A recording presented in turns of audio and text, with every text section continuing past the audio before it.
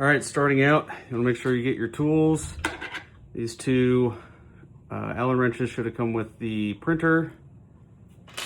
And then the first thing we're gonna do is actually remove these two rollers here in the center back. So what I just did there was use this end as leverage and to lift this up, this bearing mechanism. And I wanna do the same thing here. So try and do this one-handed. Of course, it's not gonna work on that side. Let's try this one-handed. And then you remove these two. And what this does is open up room to get to these two screws.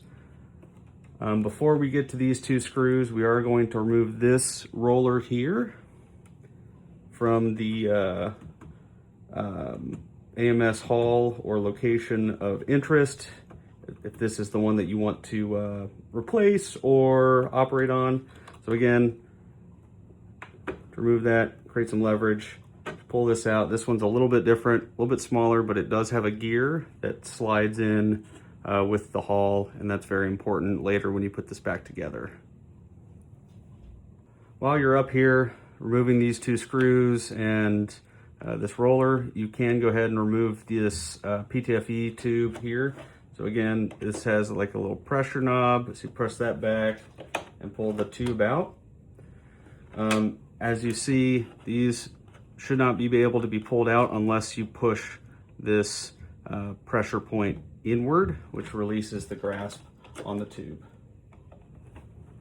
Put it back in, just reverse it, and there you go. Okay, once you've got those two screws unscrewed and removed, lift this up just enough to slide it back a bit. It's stuck on the front there. And then you'll want to get in behind here to remove these two cables. On the front here, on both cables, we'll have a little press down release mechanism. You lift up on that and pull that out. And do that for both sides. So this one and this one.